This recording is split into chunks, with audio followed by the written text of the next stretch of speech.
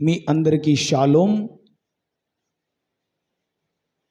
ప్రభునందు ప్రియులరా, ఈ సమయంలో మనమందరము కలిసి కొద్ది నిమిషాలు దేవుడు ఆత్మ గనుక ఆయన ఆరాధించేవారు ఆత్మతోనూ సత్యంతోనూ ఆరాధించాలి గనుక మోకరించి రెండు చేతులు అత్యున్నత సింహాసనం మీద ఆసీనుడై ఉండి అసమానమైన తేజో మహిమ కలిగిన పరిశుద్ధుడు పరిశుద్ధుడు పరిశుద్ధుడు సైన్యములకు అధిపతికి యెహోవా పరిశుద్ధుడు అనుచు భూత వర్తమాన భవిష్యత్ కాలాల్లో ఉండు సర్వాధికారి అయిన దేవుడు, నిత్య నివాసి అయిన దేవుడు, గాన ప్రతిగానములు చేయబడుతూ పొగడబడుతున్న గొప్ప దేవునిని ఈ సమయంలో మనమందరము కలిసి రెండు హస్తాలు పైకెత్తి బిగ్గరగా స్తోత్రాలు చెల్లిద్దాం. హల్లెలూయా హల్లెలూయా హల్లెలూయా హల్లెలూయా హల్లెలూయా హల్లెలూయా హల్లెలూయా హల్లెలూయా హల్లెలూయా. కొంచెం గట్టిగా చెప్దామా? కొంచెం గట్టిగా చెప్దాం. హల్లెలూయా హల్లెలూయా హల్లెలూయా. ఎవరు మౌనంగా ఉండొద్దు. మనమందరము నోరు తెరిచి బిగ్గరగా ఎలుగెత్తి దేవునికి స్తోత్రాలు చెల్లిద్దామా? హల్లెలూయా హల్లెలూయా హల్లెలూయా హల్లెలూయా హల్లెలూయా హల్లెలూయా హల్లెలూయా హల్లెలూయా హల్లెలూయా హల్లెలూయా హల్లెలూయా హల్లెలూయా హల్లెలూయా హల్లెలూయా హల్లెలూయా హల్లెలూయా హల్లెలూయా. ఆరాధనా ఆరాధనా ఆరాధనా ఆరాధనా ఆరాధనా ఆరాధనా ఆరాధనా ఆరాధనా. తల్లిని నేనేనని నాతో అన్నావు, తండ్రిని నేనేనని నాతో చెప్పావు. తల్లిని నేనేనని నాతో అన్నావు, తండ్రిని నేనేనని నాతో చెప్పావు.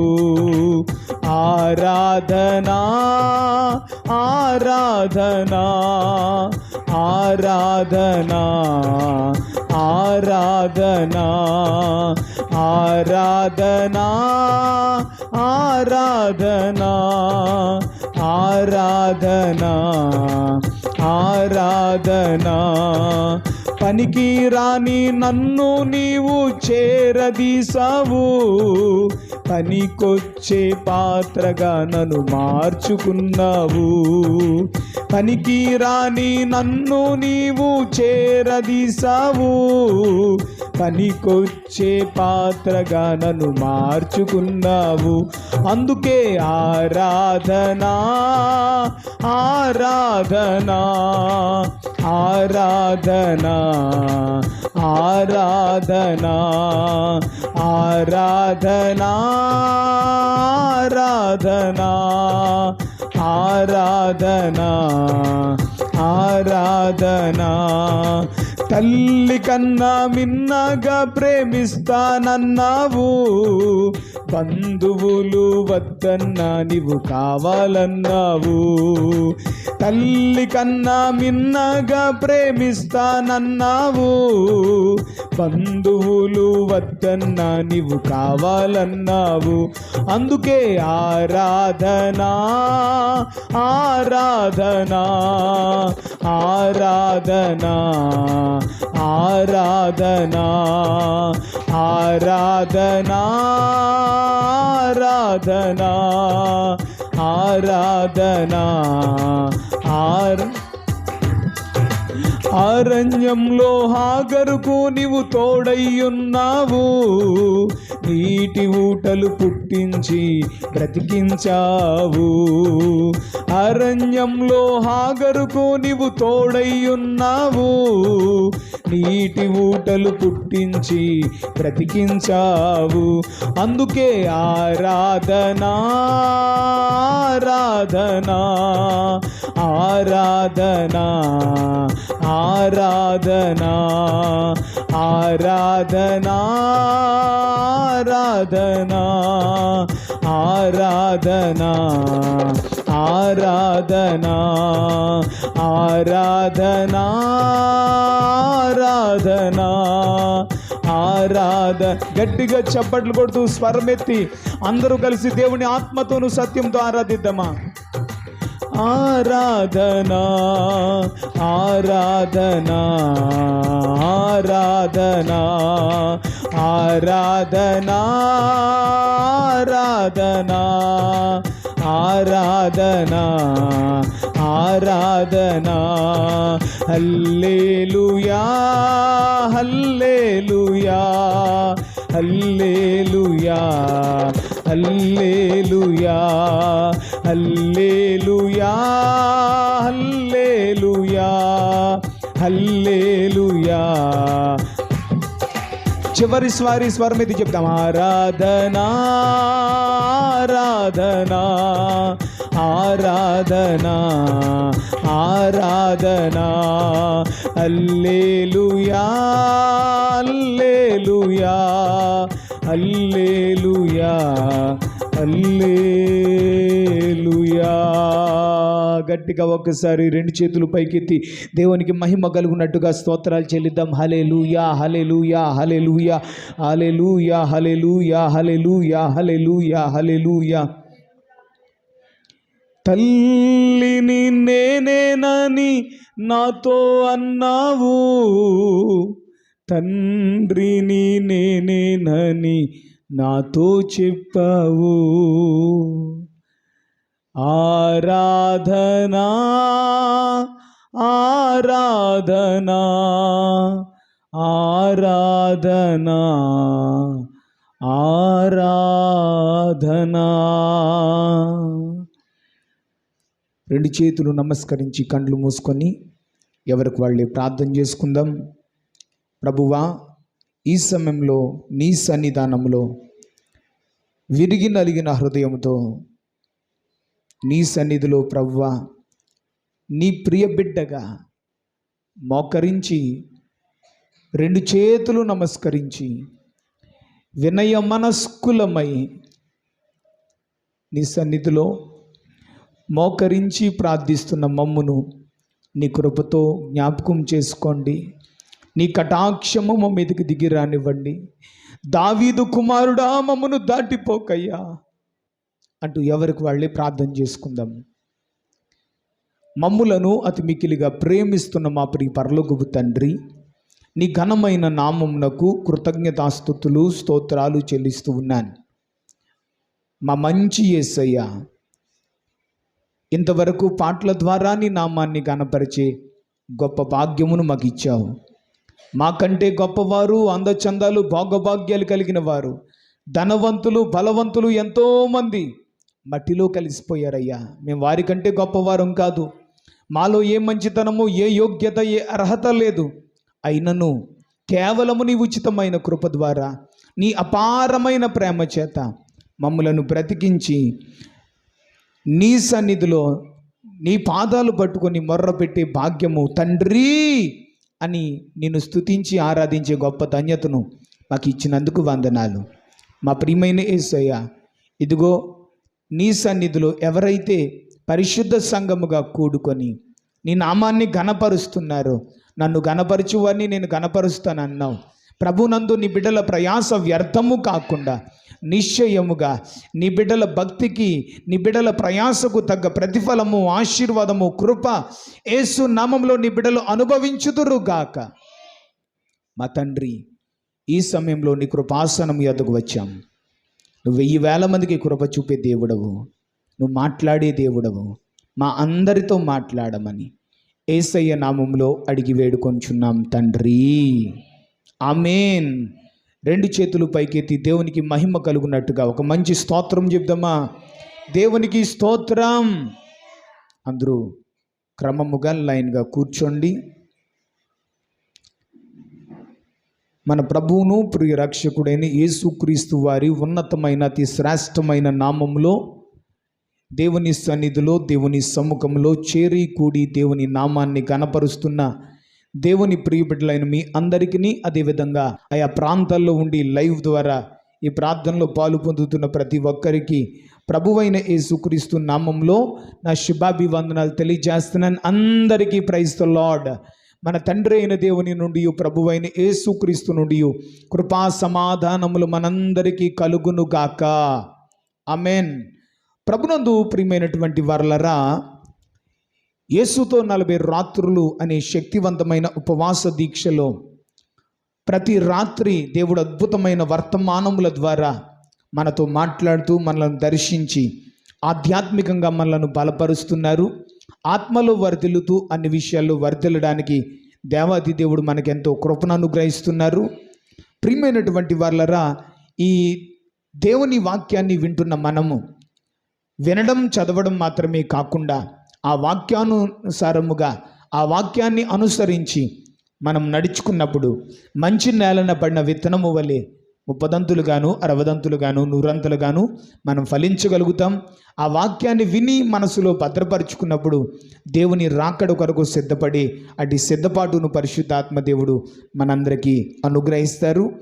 ఈ సమయంలో ఈ రాత్రి మనము ధ్యానము చేయబోయే అంశము దేవుని 2 సాక్షులు ఎవరు అనే అంశాన్ని మనం ధ్యానం చేయబోతున్నాం. దేవుని 2 సాక్షులు ఎవరు అనే అంశాన్ని ఈ రాత్రికాల సమయంలో కొద్ది నిమిషాలు మనము ధ్యానం చేయబోతున్నాం. మత్తయి సువార్త 13వ అధ్యాయము 11వ వచనాన్ని ఎవరైనా తీస్తే గట్టిగా చదివి సహాయం చేయండి. మత్తయి సువార్త 13వ అధ్యాయము 11వ వచనం.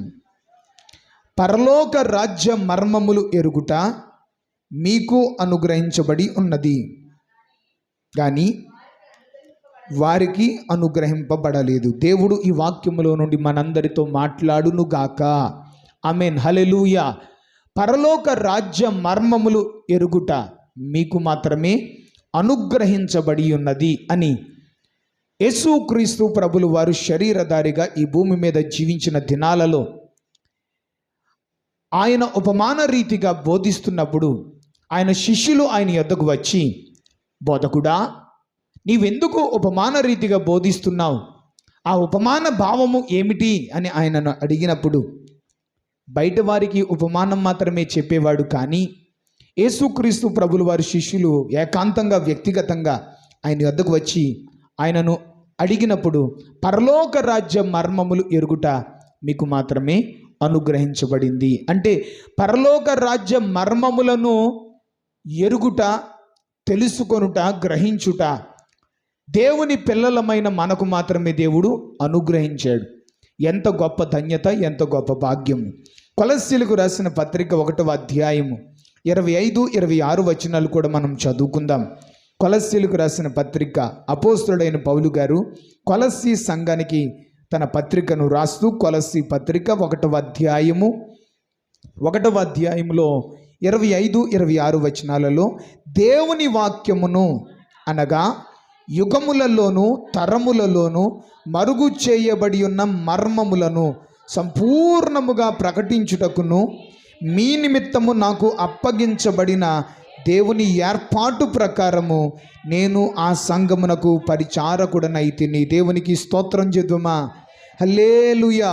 పౌలు భక్తుడిని దేవుడు పిల్లరా సంఘమునకు ఎందుకు పరిచారకునిగా, సంఘమునకు అపోస్తలుడిగా, దైవజనుడిగా, సువార్తికుడిగా, పరిచారకుడిగా దేవుడు ఎందుకు ఏర్పరచుకున్నాడు అంటే అక్కడ చాలా స్పష్టంగా చెప్పాడు.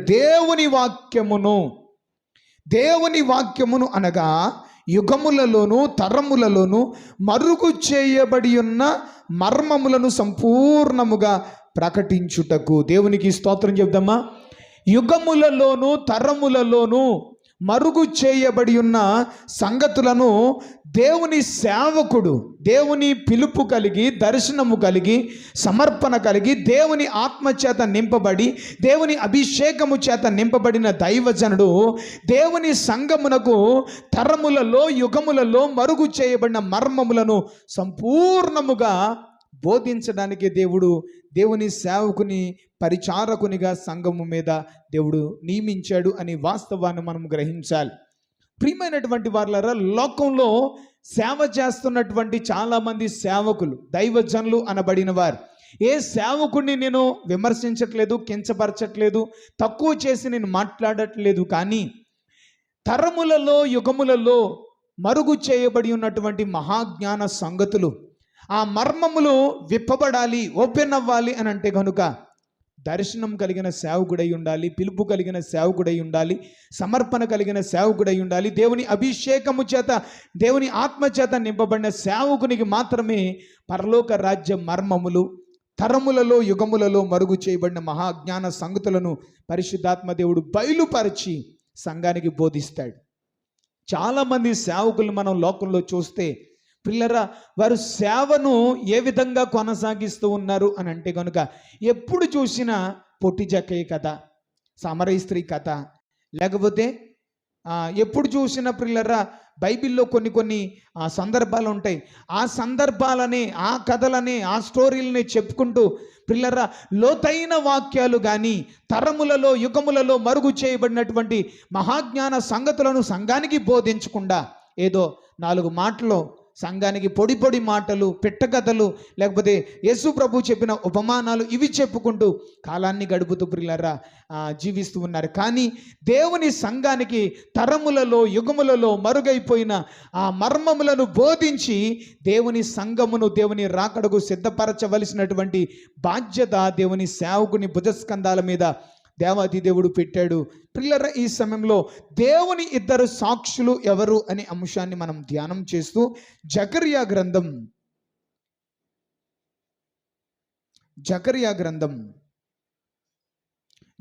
గ్రంథంలో 4వ అధ్యాయము, జకర్యా ప్రవక్త వ్రాసినటువంటి జకర్యా గ్రంథంలో 4వ అధ్యాయము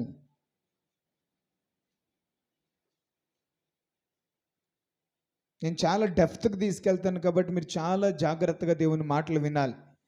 జకర్యా గ్రంథంలో 4వ అధ్యాయంలో మొదటి నుంచి 14 వచనాలు మీరు చదువుకుంటే, నేను కొన్ని వచనాలు చదువుతున్నాను చూడండి. 4వ అధ్యాయము మొదటి నుంచి. నాతో మాట్లాడుచున్న దూత తిరిగి వచ్చి నిద్రపోయిన ఒకని లేపినట్లు నన్ను లేపి, నీకు ఏమి కనబడుచున్నదని అడుగగా, నేను సువర్ణమయమైన దీపస్తంభమును, దాని మీద ఒక ప్రమిదయ్యును, దీపస్తంభమునకు 7 దీపములను, దీపమునకు 7 గొట్టములను కనబడుచున్నవి. మరియు 2 ఒలీవ చెట్లు దీపస్తంభమునకు కుడి ప్రక్కన ఒకటియు ఎడమ ప్రక్కన ఒకటియు కనపడుచున్నవని చెప్పి, నా ఏలినవాడా ఇదేమిటి అని నాతో మాట్లాడుచున్న దూతను అడిగి తిని, నాతో మాట్లాడుచున్న దూత ఇదేమిటో నీకు తెలియదా అని నన్ను అడుగగా, నేను నా ఏలినవాడా నాకు తెలియదని నేనంటిని. దేవునికి గట్టిగా స్తోత్రం చెప్దామా. జకర్యా ప్రవక్తకు ఒక అద్భుతమైనటువంటి ప్రత్యక్షత, పరలోక రాజ్య మర్మములతో కూడినటువంటి ఒక అద్భుతమైనటువంటి ప్రత్యక్షతను ప్రియులారా దేవుడు బయలుపరిచాడు. 4వ అధ్యాయంలో నాతో మాట్లాడుచున్న దూత అంటే పరలోక దర్శనాన్ని చూస్తున్నాడు జకర్యా ప్రవక్త. పరలోక దర్శనాన్ని, పరలోక ప్రత్యక్షతను చూస్తూ ఉండగా ఆ దర్శనంలో, ఆ ప్రత్యక్షతలో దేవుని దూత ప్రవక్తతో మాట్లాడుతుంది. ఎవరు మాట్లాడుతున్నారు? దేవుని దూత ప్రవక్తతో మాట్లాడుతూ ఉంది. ఆ మాట్లాడుతున్న దూత తిరిగి వచ్చి, ఎక్కడికి వెళ్ళిందో తెలియదు, తిరిగి వచ్చి నిద్రపోచున్న ఒకనిని లేపినట్లుగా. ఆ మాట్లాడుతున్నప్పుడు ఆ పరలోక ప్రత్యక్షతను చూస్తున్న ఈ ప్రవక్త ప్రియులారా నిద్రలోనికి వెళ్ళిపోతున్నాడేమో, నిద్రపోతున్న ఒకనిని లేపినట్టుగా నన్ను లేపింది అని చెప్తున్నాడు. ఆ దూత నిద్రపోతున్న ఒకనిని లేపినట్టుగా నన్ను లేపి, నీకేం కనబడుతుంది అని అడిగిందట. ఏమని అడిగింది? అసలు నీకేం కనబడుతుంది, నువ్వేం చూస్తున్నావు, నీకేం కనబడుతుంది అని అడిగితే, ఆ పరలోక ప్రత్యక్షతలో, దర్శనంలో జకర్యా ప్రవక్త ఏం చూశాడో ఆ చూసిన దానిని ఏది దాచకుండా, ఏది కలపకుండా, పిల్లరా కల్పితమేమీ లేకుండా, ఏ తాపరికము లేకుండా దూత సమక్షంలో ఉన్నది ఉన్నట్టుగా, చూసింది చూసినట్టుగా చెప్తున్నాడు. ఏమని చెప్తున్నాడు? నాకు కనబడింది ఏంటంటే, నేను చూసింది ఏంటంటే, నేను సువర్ణమయమైన దీపస్తంభమును చూశాను. ఏం చూశాడట? అందరూ చెప్పాలి. బంగారుమయమైనటువంటి దీపస్తంభము, సువర్ణమయమైన ఒక దీపస్తంభాన్ని చూశాను. ఆ దీపస్తంభము మీద ఒక ప్రమిద ఏముందట? ఆ దీపస్తంభము మీద ఒక ప్రమిద ఉందట. ఆ దీపస్తంభమునకు 7 దీపములు ఉన్నాయట. ఆ దీపస్తంభానికి ఎన్ని దీపాలు ఉన్నాయి? 7 దీపములు ఉన్నాయట. దీపమునకు 7 గొట్టాలు ఉన్నాయట. అమ్మా, మీకు అర్థమైందా? ఒక దీపస్తంభం కనబడింది, ఆ దీపస్తంభం మీద ఒక ప్రమిద కనబడింది. ఆ ప్రమిద మాత్రమే కాకుండా దీపస్తంభమునకు 7 దీపములు ఉన్నాయట. ఎన్ని దీపాలు? 7 దీపములు ఉన్నాయట. 7 దీపములు మాత్రమే కాకుండా దీపమునకు 7 గొట్టములు కూడా నాకు కనబడ్డాయి. ఇది మాత్రమే కాకుండా మరియు 2 ఒలీవ చెట్లు. ఎన్ని ఒలీవ చెట్లు? అమ్మ అందరూ చెప్పాలి, ఎన్ని ఒలీవ చెట్లు? 2 ఒలీవ చెట్లు దీపస్తంభమునకు కుడి ప్రక్కన ఒకటి. అందరూ చూడండి, దీపస్తంభము ఈ మధ్యలో దీపస్తంభము కుడి ప్రక్కన ఒక ఒలీవ చెట్టు, ఎడమ ప్రక్కన ఒక ఒలీవ చెట్టు కనబడుచున్నదని చెప్పాడట. ఎవరితో చెప్తున్నారు? జకర్యా ప్రవక్తను లేపినటువంటి ఆ దూత లేపి అడిగింది, నీకేం కనబడుతుందని అడిగితే తనకు కనబడింది కనబడినట్టుగా, చూసింది చూసినట్టుగా, పిల్లరా ఏది దాచకుండా ఏది కలపకుండా చూసింది చూసినట్టుగా చెప్పాడు. మీకు అర్థమైందా లేదా? మళ్ళీ అడుగుతున్నాను, ఏం కనబడిందని చెప్పాడు? ఒక సువర్ణమయమైన దీపస్తంభం, ఆ దీపస్తంభము మీద ఒక ప్రమిద, తర్వాత దీపమునకు 7 దీపస్తంభమునకు 7 దీపములు ఉన్నాయి. దీపస్తంభానికి ఏమున్నాయి? 7 దీపములు ఉన్నాయి. దీపమునకు 7 గొట్టాలు ఉన్నాయి. దీపమునకు 7 గొట్టాలు ఉన్నాయి అని రాశాడు. ఆ తర్వాత దీపస్తంభమునకు కుడి వైపున ఒకటియు ఎడమ వైపున ఒకటియు 2 ఒలీవ చెట్లు నాకు కనబడ్డాయి.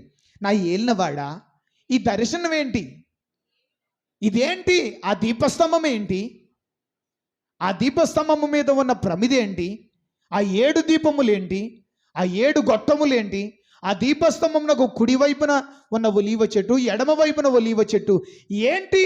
ఈ దర్శనం ఏంటి? ఈ ప్రత్యక్షత ఏంటి అని నాతో మాట్లాడుచున్న దూతను నేను అడిగి తిని, నాతో మాట్లాడుచున్న దూత, ఇదేంటో నీకు తెలీదా?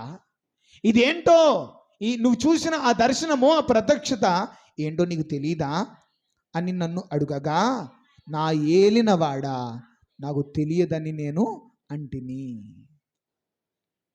ప్రవక్తకు ఒక ప్రత్యక్షత, ఒక దర్శనాన్ని చూశాడు, కానీ ఆ ప్రత్యక్షత, ఆ దర్శనం ఏంటో అతడికి అర్థం కాలేదు.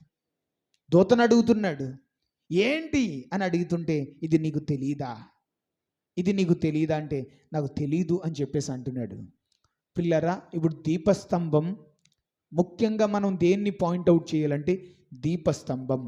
దీపస్తంభానికి కుడి వైపున ఉన్న ఒలీవ చెట్టు, ఎడమ వైపున ఉన్న ఒలీవ చెట్టు, వీటిని మనము చాలా జాగ్రత్తగా ఆలోచన చేయాలి. ఎందుకంటే ఆ దీపస్తంభము ఎవరు?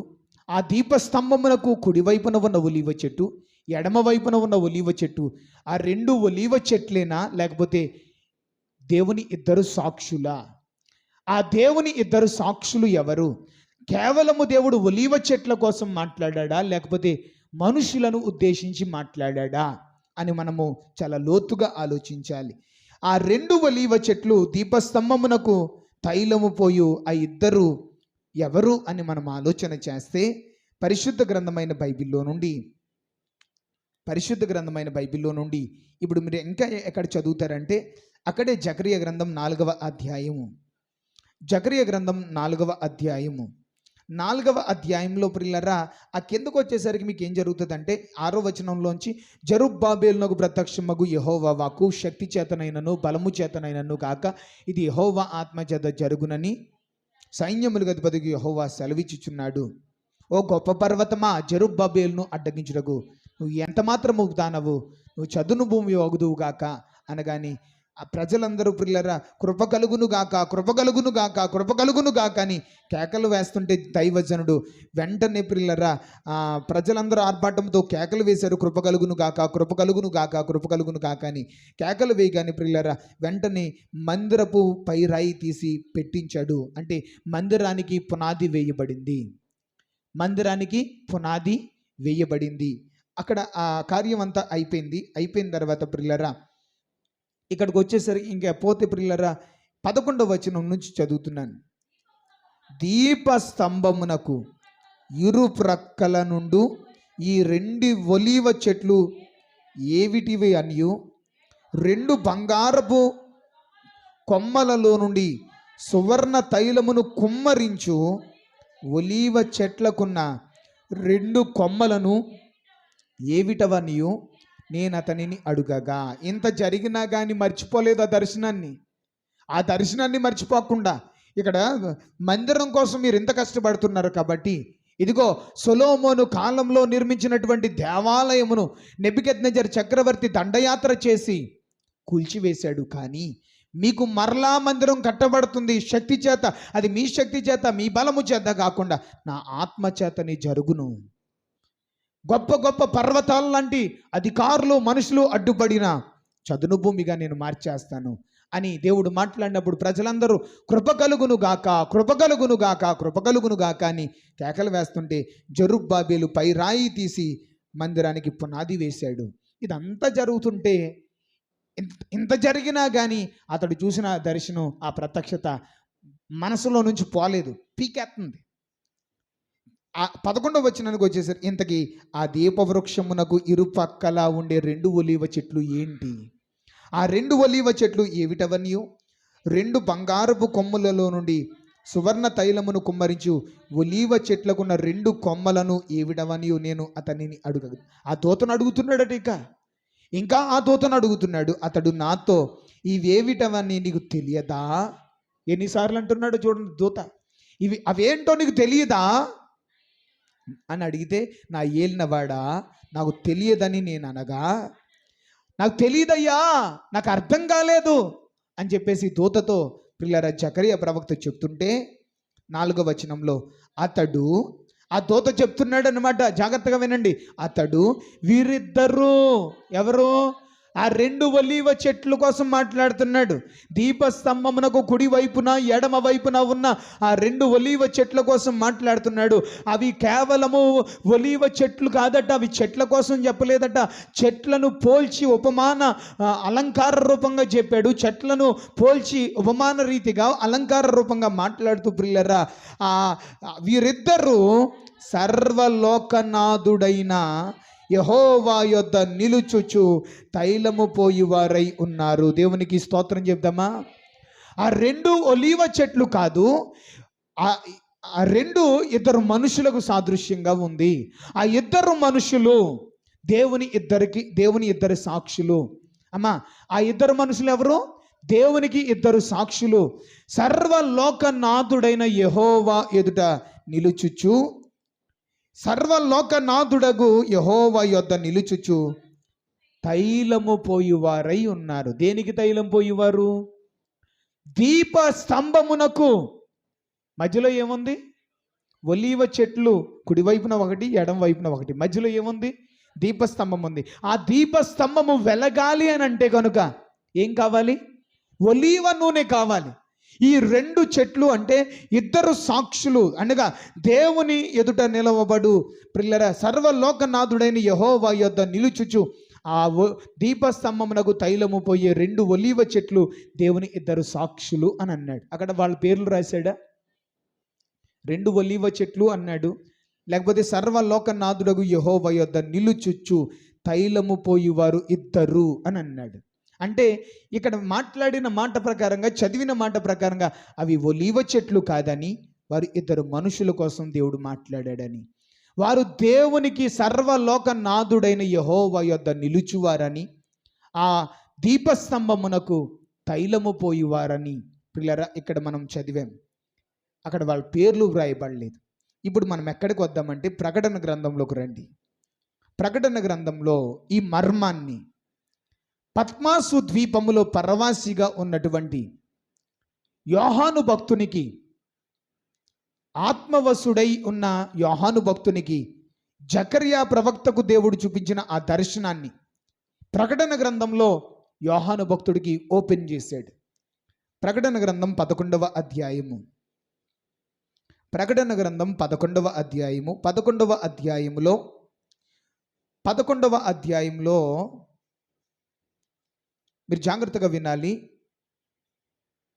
దేవుని రాకడలో ఏం జరుగుతుందో, యుగాంతములో యేసుక్రీస్తు ప్రభులు వారు రెండవ రాకడకు ముందు ఏం జరుగుతుందో ప్రకటన గ్రంథంలో పద్మాసు ద్వీపములో పరవాసిగా ఉన్న యోహాను భక్తుని ద్వారా పరిశుద్ధాత్మ దేవుడు సార్వత్రిక సంఘమైనటువంటి ప్రపంచ క్రైస్తవులమైన దేవుని పిల్లలమైన విశ్వాసులమైన మనము దేవుని రాకడ కొరకు సిద్ధపాటు కలిగి ఉండడానికి ఈ విషయాలు చాలా వివరంగా స్పష్టంగా వ్రాయించారు. దేవుని రాకడకు ముందు దేవుని ఇద్దరు సాక్షులను దేవుడు భూమి మీదకి పంపిస్తాడు. మీకు అర్థమవుతుందా? దేవుని రాకడకు ముందు దేవుడు దేవుని ఎదుట నిలిచే సర్వలోకనాథుడైన యెహోవా యొద్ద నిలిచే ఆ రెండు ఒలీవ చెట్లతో పోల్చబడిన దేవుని ఇద్దరు సాక్షులను దేవుడు భూమి మీదకి పంపిస్తాడు. చూడండి, అక్కడ చదువుతున్నాను 3వ వచనం. నేను నా ఇద్దరు సాక్షులకు అధికారం ఇచ్చేదను, వారు గోనె పట్ట ధరించుకొని 1220 చూడండి 1260 దినములు ప్రవచించుదురు. ఇదిగో నా రాకడకు ముందు నేను ఈ భూమి మీదకి నా ఇద్దరి సాక్షులను, అక్కడ రాశాడా ఇద్దరని, నా ఇద్దరి సాక్షులను నేను అధికారం ఇచ్చి పంపిస్తాను. నా రాకడకు ముందు ఇదిగో భూమి మీదకి నా ఇద్దరి సాక్షులను అధికారం ఇచ్చి పంపిస్తాను. వాళ్ళు ఎంతకాలం ఉంటారో తెలుసా ఈ భూమి మీద? 1260 దినములు. ఎన్ని సంవత్సరాలు ఉంటారట? 1260 దినాలు అంటే 4 సంవత్సరాలు, అంతేనా? దాదాపుగా 3.5 సంవత్సరాలు అని అనుకుంటున్నాను. 3.5 సంవత్సరాలు 1260 దినములు అంటే సంవత్సరానికి ఎన్ని రోజులు? 365 రోజులు. లెక్క పెట్టుకోండి. 365 365 తర్వాత 260 3.5 సంవత్సరాలు. ఎంత? 3 సంవత్సరాలన్నర 1260 దినములు వారు గోనె పట్ట కట్టుకొని ఏం కట్టుకుంటారట అంటే వాళ్ళు తిండి తినరు, ఉపవాసముతో గోనె పట్ట కట్టుకొని అంటే ఉపవాసముతో ప్రవచిస్తారట. ఏం చేస్తారట? వాళ్ళు ప్రవచిస్తారు, ప్రవచనాలు చెప్తారట. వీరెవరంటే 4వ వచనంలో రాస్తున్నాడు, వీరు భూలోకమునకు ప్రభువైన వాని ఎదుట నిలుచుచున్న 2 ఒలీవ చెట్లు. మీకు అర్థమైపోయిందా? ఈ మాట ఎక్కడ చదివారు? జకరియా ప్రవక్త జకరియా దర్శనంలో చూశాడు కదా. ఆ 4వ అధ్యాయంలో చూసిన దర్శనాన్ని చెప్తున్నాడు. దేవుడు తన రాకడలో భూమి మీదకి పంపించే దేవుని ఇద్దరి సాక్షులు అధికారముతో భూమి మీదకి పంపించబడతారు. వారు గోనె పట్ట కట్టుకొని అంటే ఉపవాసం ఉండి 3.5 సంవత్సరాలు వారు ఉపవాసం ఉండి ప్రియులారా వారు ప్రవచనాలు ప్రవచిస్తారట. వాళ్ళు ఎవరంటే భూలోకమునకు అనగా సర్వలోకనాథుడైన యెహోవా ఎదుట నిలిచే భూలోకమునకు ప్రభువైన వాని ఎదుట నిలుచుచున్న 2 ఒలీవ చెట్లు దీపస్తంభములై ఉన్నారు. దేవునికి స్తోత్రం చెప్దామా? 2 ఒలీవ చెట్లు అనే మాట అక్కడ మీరు చదివారు. దీపస్తంభమునకు కుడి వైపున ఒకటియో ఎడమ వైపున ఒకటియో తైలము పోయిచున్నటువంటి 2 ఒలీవ చెట్లు దేవుని ఇద్దరి సాక్షులు అని చదివాను. ఇంతకీ ఇక్కడ కూడా వాళ్ళ పేర్లు వ్రాయబడ్డాయా? వ్రాయబడలేదు. ఇంతకీ మీకు ఒక మాట చెప్తాను. వాళ్ళిద్దరూ గోనె పట్ట కట్టుకుని 3.5 సంవత్సరాలు ఉపవాసముతో ప్రవచిస్తారట. ప్రవచించడం మాత్రమే కాకుండా ఇప్పుడు ఇంకా కొంచెం లోతుగా ఈ ఇద్దరు సాక్షులు ఎవరో మీకు చెప్తాను. ఇప్పుడు ఇద్దరు సాక్షులు ఎవరో మీకు చెప్తాను. ప్రకటన గ్రంథం 11వ అధ్యాయము 5-6 వచనాలు చదువుదాం. ఆ ఇద్దరు సాక్షులు 3.5 సంవత్సరాలు గోనె పట్ట కట్టుకొని ఉపవాసంతో ప్రకటిస్తుంటే వాళ్ళు ప్రకటించిన ఆ ప్రవచనాలను కొంతమందికి నచ్చవు. కొంతమంది వారి మీద తిరుగుబాటు చేసి వారిని వ్యతిరేకించి వారితో యుద్ధం చేసి వారిని చంపడానికి, వారిని హింసించడానికి ప్రయత్నాలు చేస్తారట. అయితే వీళ్ళు సామాన్యులు కాదు, దేవుని చేత పంపించబడిన దేవుని ఇద్దరు సాక్షులు. వారికి అధికారం ఉంది. ఏమిచ్చాడు దేవుడు? చెప్పాలి, ఏమిచ్చి పంపించాడు? అధికారం ఇచ్చి పంపించాడు. ఇప్పుడు 5వ వచనంలో, ఎవడైనను వానికి హాని చేయ ఉద్దేశించిన ఎడలా, ఎవరికి? ఆ ఇద్దరి సాక్షులకు దేవుడు పంపించి అధికారం ఇచ్చి గోనె పట్ట కట్టుకొని 1260 దినాలు భూమి మీద ప్రవచనాలు ప్రవచిస్తున్న ఆ ఇద్దరి సాక్షులకు ఎవడైనా హాని చేయ ఉద్దేశిస్తే గనుక వారి నోట నుండి అగ్ని బయలువెడలి. ఎవరి నోట్లో నుండి? ఆ ఇద్దరి సాక్షుల నోట్లో నుండి అగ్ని బయలువెడలి వారిని దహించును గనుక ఎవడైనను వానికి హాని చేయ ఉద్దేశించిన ఎడల అలాగున చంపబడవలెను. అంటే మీరు ఏదో స్టోరీల్లో విన్నారు, డ్రాగన్ నోట్లోంచి నిప్పులు కక్కుతుందని, గాడ్జిల్లా నోట్లోంచి నిప్పులు కక్కుతుందని మనం విన్నామంతే, ఏదో సినిమాల్లో చూసాం. కానీ ఇది కల్పితం కాదు, ఇది సినిమా కాదు, కట్టుకథ కాదు.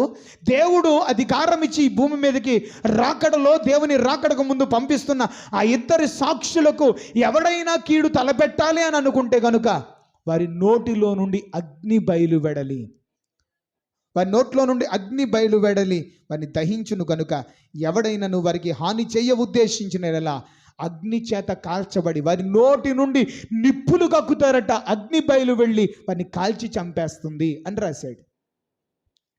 తర్వాత 6వ వచనం, తాను ప్రవచింపు దినములు వర్షము కురవకుండా ఆకాశమును మూయుటకు వారికి అధికారము కలదు. తాము ప్రవచించు దినములు అంటే ఈ 1260 దినాలు ప్రవచిస్తారట. వారు ప్రవచించే ఆ దినములు, వారికి ఉన్న అధికారం ఒకటి, ఎవడైనా హాని చేస్తే నోటిలో నుండి అగ్ని వచ్చి వారిని కాల్చి చంపేసే అధికారం ఉందట. 2వ అధికారం ఏంటంటే వారు ప్రవచించే దినములన్నీ కూడా వర్షము కురవకుండా ఆకాశమును మూయడానికి, వర్షము కురవకుండా ఆకాశము మూయడానికి వారికి అధికారము కలదు. మరియు వారికి ఇష్టం వచ్చినప్పుడల్లా నీళ్లను రక్తముగా చేయుటకును నానా విధములైన తెగుళ్లతో భూమిని బాధించుటకును వారికి అధికారము కలదు. దేవునికి గట్టిగా స్తోత్రం చెప్దామా? మీరు చదివిన వాక్యంలో ఆ ఇద్దరు సాక్షులు ఎవరో క్లూ ఇచ్చాడు. వాళ్ళ పేర్లు చెప్పలేదు, కానీ వాళ్ళకున్న అధికారమును బట్టి, బైబిల్ గ్రంథంలో దేవుడు వారికి ఇచ్చిన అధికారమును బట్టి అదే మనకి క్లూ. వారికున్న అధికారమే మనకు క్లూ. ఆ అధికారం ఏంటి? నోటిలో నుండి అగ్ని బయలు వెడలి వారికి ఎవరైనా హాని చేస్తే వారిని కాల్చి చంపే అధికారం ఉంది. 2వ అధికారం ఏంటంటే తాము ప్రవచించు దినములన్నీ ఆకాశము నుండి వర్షము కురవకుండా ఆకాశమును మూసే అధికారం ఉంది. ఈ అధికారములను బట్టి, ఆ దేవుడిచ్చిన ఆ చిన్న క్లూను బట్టి వాళ్ళెవరో మీరు చెప్పగలరా? వాళ్ళెవరో చెప్పగలరా? నాకు తెలుసు వాళ్ళెవరో. మీకు తెలుసా? ఆ క్లూ తెలియలేదా మీకు? ఆకాశము నుండి అగ్ని దింపిన ప్రవక్త ఎవరు? ఆకాశము నుండి అగ్ని దింపిన ప్రవక్త ఎవరు తెలిసిందా మీకు? కర్మేలు పర్వతం మీద యెహోవాయే దేవుడని మీరు చదువుకోండి. ఎక్కడ చదువుతారంటే ఆ ఇద్దరి సాక్షులు వారికి ఉన్నటువంటి అధికారములను బట్టి మనం వారిని గుర్తుపట్టాలి. 2వ రాజుల గ్రంథం 1వ అధ్యాయము 10వ వచనం 12వ వచనం చదవండి ఒకసారి.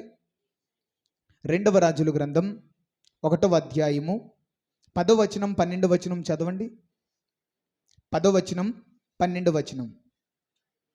అందుకు ఏలియా, నేనే దైవజనుడనైతే అగ్ని ఆకాశము నుండి దిగి వచ్చి నిన్ను నీ 50 మందిని దహించునుగాక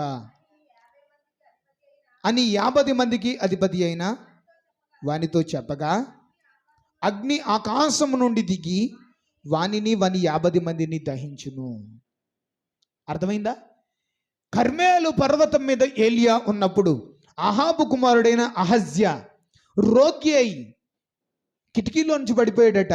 రోగి అయి చావడానికి సిద్ధంగా ఉంటే తాను బాగుపడతాడో లేదో అని కనుక్కోవడానికి బయల్జబూబు దగ్గరికి కొంతమందిని పంపిస్తుంటే 3వ వచనంలో, మొదటి నుంచి 3 వచనాలు మీరు చదువుకుంటే, ఏలియా వారికి ఎదురుపడి ఆ అహజ్యా అనే రాజు పంపిస్తున్న ఆ దూతలకు ఎదురుపడి ఇశ్రాయేలీలలో దేవుడన్నవాడు లేడనుకొని, 3వ వచనంలో ఇశ్రాయేలీలలో దేవుడన్నవాడు లేడనుకొని ఎక్రోను దేవత అయిన బయల్జబూబునొద్ద విచారించుటకు వెలుచున్నారా?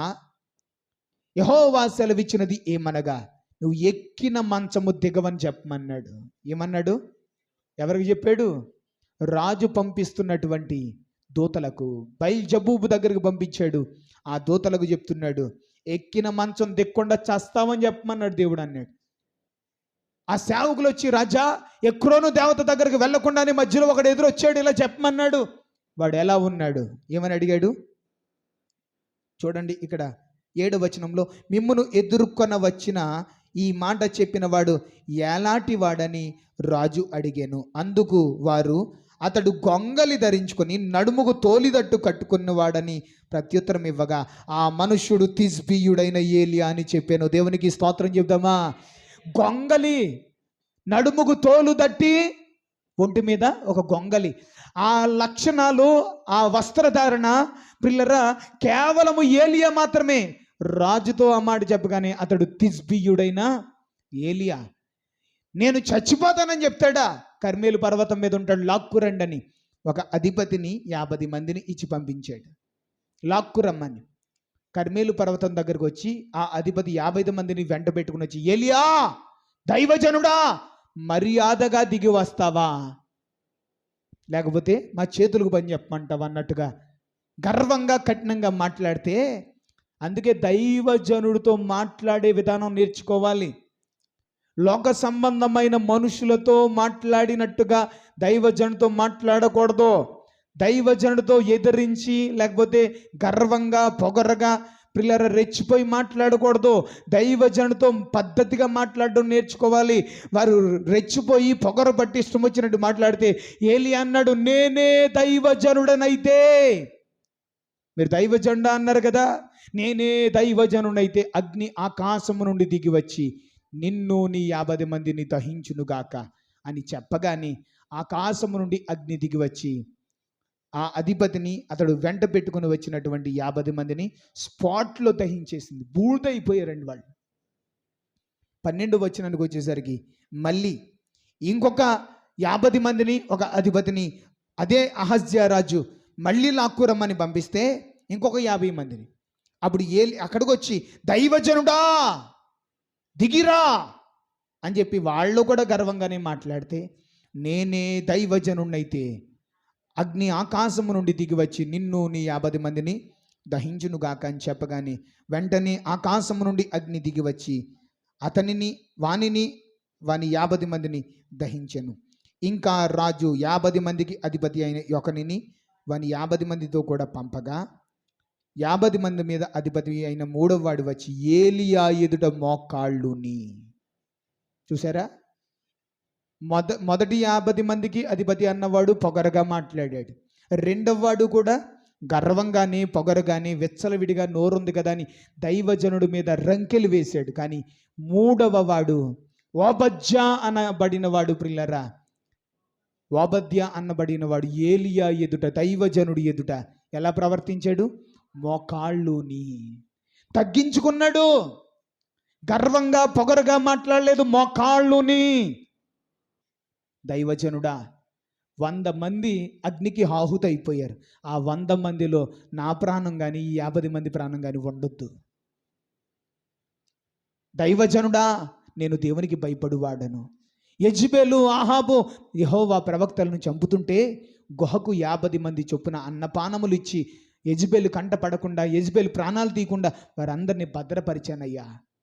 నా ప్రాణము నీ దృష్టికి ప్రియమైనదిగా ఉండనిమ్మంటూ దైవజనుడు ఎదుట తగ్గించుకొని ప్రార్థన చేస్తే దేవుడు ఏలియాతో అన్నాడు, ఏలియా భయపడకో, వీళ్ళు రాజు ముందు నిలబడు అని ఏలియాతో దేవుడు చెప్పాడు. ఇక్కడ మీకు సందర్భం ఏంటంటే వాళ్ళకున్న అధికారం గురించి నేను మాట్లాడుతున్నాను. 2 సాక్షులకు ఉన్న అధికారం. ఏలియాకు అగ్ని దింపే అధికారం ఉంది. ఏం దింపే అధికారం ఉంది? కర్మేలు పర్వతం మీద అగ్ని దింపాడు. కర్మేలు పర్వతం మీద యెహోవాయే దేవుడని నిరూపించడానికి అగ్ని దింపాడు. ఏలియాను కర్మేలు పర్వతం మీద నుంచి ఈడ్చుకురమ్మని అహజ్యా అనే రాజు పంపిస్తే 50 మందికి అధిపతి 2 సార్లు అగ్నికి ఆహుతైపోయి చచ్చిపోయారు. మీకు అర్థమవుతుందా? అగ్ని దింపే అధికారం ఎవరికి ఉంది? ఏలియాకు ఉంది. అంటే ఆ ఇద్దరి సాక్షులలో ఒకరు ఏలియా. ఇంకా ఇంకొక మాట మీరు చదివారు, తాము ప్రవచించు దినములన్నీ వర్షము కురవకుండా. ఏం కురవకుండా? వర్షం కురవకుండా చేసిన ప్రవక్త ఎవరు చెప్పండి? చదువుతారా? యాకోబు రాసిన పత్రిక 5వ అధ్యాయము. యాకోబు రాసిన పత్రిక 5వ అధ్యాయము. వర్షము కురవకుండా 3.5 సంవత్సరాలు భూమి మీద వర్షమైనను మంచైనను కురవకుండా ప్రవచించినటువంటి ప్రవక్త, ఆ వర్షం కురవకుండా ఆకాశాన్ని మూసే అధికారము కలిగిన ప్రవక్త ఏలియా. యాకోబు రాసిన పత్రిక 5వ అధ్యాయం 17-18 వచనాలు చదివితే, ఏలియా మన వంటి స్వభావము గల మనుష్యుడే. ఏలియా ఎలాంటోడట? ఏలియాకి సూపర్ పవర్స్ ఏమీ లేవు, పైనుంచి ఊడిపడలేదు, మనకు లాంటి స్వభావము కలిగిన మనుష్యుడే. ఏలియా కండి చాలా కోపం. ఎంత కోపం? ఎంత కోపం అంటే, దైవజనుడా దిగిరా అన్నందుకు, నేనే దైవజనుడైతే అగ్ని దిగి వచ్చి మిమ్మల్ని కాల్చేస్తుంది అన్నాడు. అంత కోపం. కోపిస్తోడు ఏలియా. ఏలియా కోపానికి 100 మంది స్పాట్లో అగ్నికి ఆహుతైపోయారు. ఏలియా కోపిష్టి మాత్రమే కాదు, రోషము కలిగిన వాడు. ఏలియా రోషము కలిగిన వాడు ఏలియా. అంత మాత్రమే కాదు, ఏలియా ఎవ్వరికి భయపడని వాడు. కానీ ఒక ఆడదానికి భయపడి కృంగిపోయాడు, మరణాన్ని అపేక్షించాడు. అంటే ఏలియాలో చాలా యాంగిల్స్ ఉన్నాయి, ఏలియాలో చాలా కోణాలు ఉన్నాయి. ఏలియా మన వంటి స్వభావము గల మనుష్యుడే. వర్షింపకుండునట్లు అతడు ఆసక్తితో ప్రార్థన చేయగా 3.5 సంవత్సరముల వరకు భూమి మీద వర్షింపలేదు. అతడు మరలా ప్రార్థన చేయగా ఆకాశము వర్షం ఇచ్చెను, భూమి తన ఫలం ఇచ్చెను. ఏలియా మన వంటి స్వభావము గల మనుష్యుడే. కానీ ఏలియాకు మనకు ఉన్న తేడా ఏంటో తెలుసా? ఏలియా ఆసక్తితో ప్రార్థన చేశాడు. ఎలా ప్రార్థన చేశాడు? మనం ప్రార్థన చేద్దామంటే మోకాళ్ళు వేస్తాం, మోకాళ్ళు వేసి ఏం చేస్తాం? ఇలా పడిపోతాం, అలా పడిపోతాం, కూర్చుంటాం, మోకాళ్ళ మీద నిలబడతాం. పట్టుమని 5 నిమిషాలు మోకాళ్ళ మీద నిలబడలేం. మన ప్రార్థనలో పట్టుదల ఉండదు. నేను అంటాను, ప్రార్థన చేస్తే పట్టుదలతో చెయ్యాలి. పడితే ఎలాంటి పట్టు పట్టాలంటే ఉడుం పట్టు పట్టాలి. దేవుని పాదాలు పట్టుకొని కార్యం జరిగే వరకు, దేవుని జీవితంలో అద్భుతం చేసే వరకు ఆయన పాదాలు విడిచిపెట్టకూడదు. పట్టుదల కావాలి, కసితో, పట్టుదలతో, ఆసక్తితో. పిల్లరా, ఒక మంట కలిగి, ఒక భారం కలిగి దేవుని దగ్గర నుంచి ఏదో ఒకటి పొందుకోవాలన్న తపనతో మనము ప్రార్థన చేయాలి. ఏలియా ఆసక్తితో ప్రార్థన చేస్తే 3.5 సంవత్సరాల వరకు భూమి మీద వర్షం కురవలేదట. అతడు మరలా ప్రార్థన చేయగా ఆకాశము వర్షం ఇచ్చెను, భూమి తన ఫలం ఇచ్చెను అని రాశాడు. ఇప్పుడు ఒకటి ఎవరు తెలిసిపోయారు మనకి? అగ్ని దించిన వాడు, వర్షం కురవకుండా ఆపిన అధికారము కలిగిన వాడు ఏలియా అని తెలుసుకున్నాం. ఇప్పుడు 2వ సాక్షి, దేవుని 2 సాక్షులలో ఒకటి ఏలియా. 2వ సాక్షి ఎవరు అంటే, వారికి ఉన్న అధికారమును బట్టి మనం చూద్దాం. వారికి ఉన్న అధికారం ఏమని చదివాం ప్రకటన గ్రంథంలో? వారికి ఇష్టం వచ్చినప్పుడల్లా నీళ్లు రక్తముగా చేయుటకు, నానా విధములైన తెగుళ్ళతో భూమిని బాధించుటకు. ఇప్పుడు చెప్పండి, నీళ్లు రక్తంగా మార్చిన వాళ్ళు ఎవరు? పరిశుద్ధ గ్రంథమైన బైబిల్లో దేవుడిచ్చిన అధికారమును బట్టి నీళ్లను రక్తముగా మార్చిన వాడెవడు? నానా విధమైన తెగుళ్ళతో ప్రజలను బాధించిన వాడు ఎవడు? మోషే. మోషే. ఆ 2వ సాక్షి ఎవరో తెలుసా? మోషే. చూడండి, నిర్గమాకాండం 7వ అధ్యాయము. నిర్గమాకాండము 7వ అధ్యాయము. 7వ అధ్యాయంలో 17వ వచనం నుంచి 21వ వచనం వరకు చదువుదాం. నిర్గమాకాండం 7వ అధ్యాయము 17వ వచనం నుంచి 21వ వచనం వరకు. కాగా యెహోవా ఆజ్ఞ ఏదనగా, నేను యెహోవానని దీనిని బట్టి నీవు తెలుసుకొందువని యెహోవా చెప్పుచున్నాడు. ఇదిగో, నా చేతిలోనున్న ఈ కర్రతో నేను ఏటి నీటిని కొట్టుదును, అది రక్తముగా మార్చబడును. ఏటిలోని చేపలు చచ్చును, ఏరు కంపు కొట్టును. ఏటి నీళ్లు త్రాగుటకు ఐగుప్తీయులు అసహ్యపడుదురని చెప్పుము అనెను. మరియు యెహోవా మోషేతో ఇట్లనెను, నీవు అహరోనుతోనూ నీ కర్రను పట్టుకొని ఐగుప్తు జలముల మీద అనగా వాటి నదుల మీదను వారి కాలువల మీదను వారి చెరువుల మీదను వారి నీటి గుంటల మీదను నీ చెయ్యి చాపుము, అవి రక్తమగును. ఐగుప్తు దేశమందంతటను రాను పాత్రలలోను రాతి పాత్రలోను రక్తముండునని అతనితో చెప్పాను. యెహోవా ఆజ్ఞాపించినట్లు మోషే అహరోనులు చేసిరి. అతడు ఫరో ఎదుటను అతని సేవకుల ఎదుటను తన కర్రను పైకి ఎత్తి ఏటి నీళ్లను కొట్టగా ఏటి నీళ్ళన్నీ రక్తముగా మార్చబడెను. దేవునికి గట్టిగా స్తోత్రం చెప్దామా? దేవుని ఇద్దరు సాక్షులలో ఒకరు ఏలియా అయితే ఇంకొకరు ఎవరు? మోషే. నీటిని రక్తముగా మార్చిన వాడు ఎవరు? ఐగుప్తు దేశంలో ఫరో రాజు ముందుకు వెళ్ళి దేవుని ప్రజలమైన మమ్మను విడిచిపెట్టకపోతే ఇదిగో దేవుడు నీటిని రక్తంగా మార్చేస్తానని చెప్పాడు అని చెప్పి తన చేతిలో ఉన్న కర్రను పట్టుకుని ఏటి నీటి మీద కొట్టగాని నీళ్ళన్నీ ఏమైపోయాయి?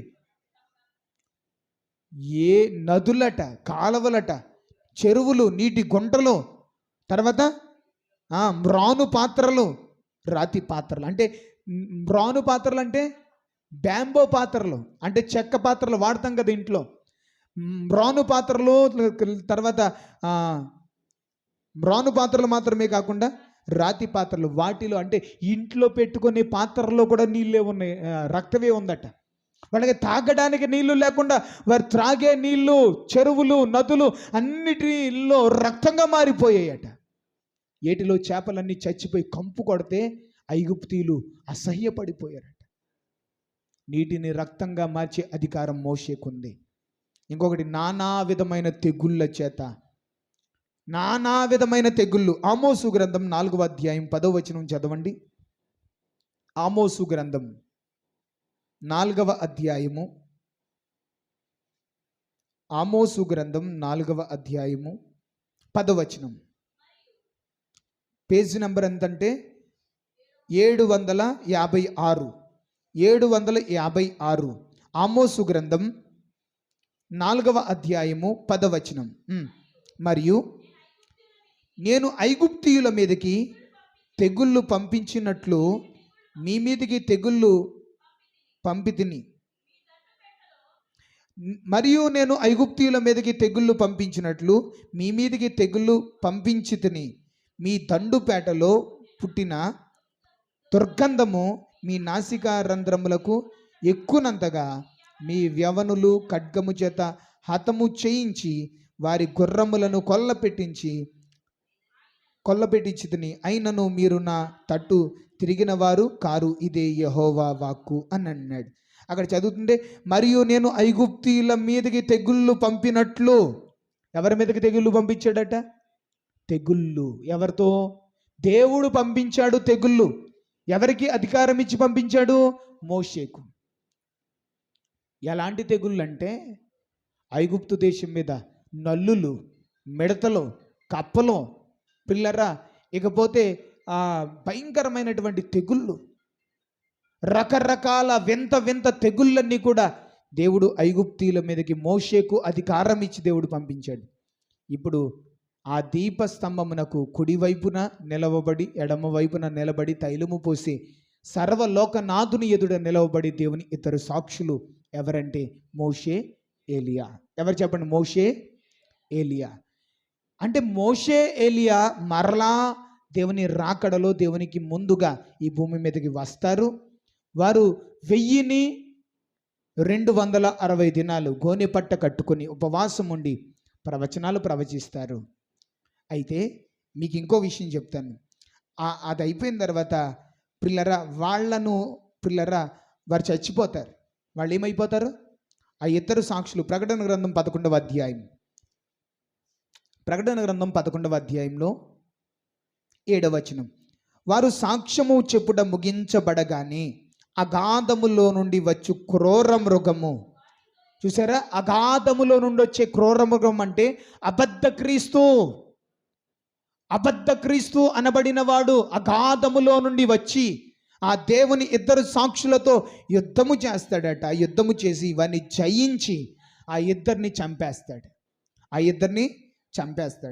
వారి శవములు ఆ మహాపట్టణపు, ఏది మహాపట్టణము? మహాపట్టణం ఏది?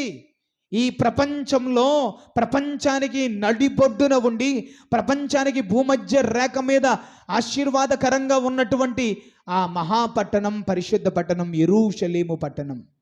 ఎక్కడ?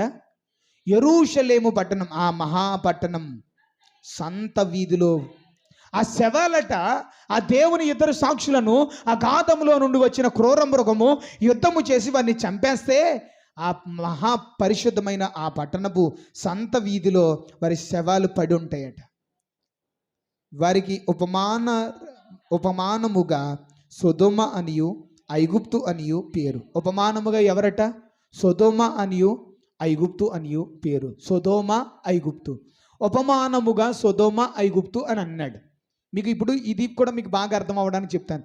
ఉపమానముగా సొదొమ ఐగుప్తు. ఐగుప్తు అనగా ఐగుప్తులో మోషే. గుర్తుపెట్టుకోండి. ఐగుప్తు అనగా ఉపమానముగా సొదొమ అనియు ఐగుప్తు అనియు అని అన్నాడు కదా. దానికి అర్థం ఏంటంటే ఐగుప్తు అనగా ఈగుప్తులో మోషే. తర్వాత సొదొమ అనగా అర్థం ఏంటో తెలుసా? గిలాదు అనే ప్రాంతం సొదొమలో ఉంది. గిలాదు అనే ప్రాంతం నుండే ఏలియా వచ్చాడు. గిలాదు అనే ప్రాంతం సొదొమకు చెందింది కనుక సొదొమ. అచ్చట వారి ప్రభువు సిలువ వేయబడి, అచ్చటే ఆ ఐగుప్తు సొదొమ అనే ప్రాంతాలకు దగ్గరలోనే వారి ప్రభువు కూడా సిలువ వేయబడ్డాడు. చూడండి, ఆ ఇద్దరి సాక్షులకు ప్రభువైన ఆ ప్రభువు, ఆ దీపస్తంభమై ఉన్నటువంటి ప్రభువు కూడా అచ్చటే సిలువ వేయబడ్డాడు. మరియు ప్రజలకును వంశములకును ఆయా భాషలు మాట్లాడు వారికి జనములకును సంబంధించిన వారు 3 దినములున్నర వారి శవములను చూచుచు. ఎన్ని దినాలట అమ్మా? ప్రపంచంలో ఉన్నటువంటి ప్రజలందరూ, అక్కడ రాశాడు చూడండి, ప్రపంచంలో ఉన్న ప్రజలందరూ, ఆయా వంశాలకు చెందిన వారు, ఆయా భాషలు మాట్లాడు వారందరూ ప్రియులారా 3 దినములున్నర వారి శవములు చూచుచు. వారి శవములను సమాధిలో పెట్టరట.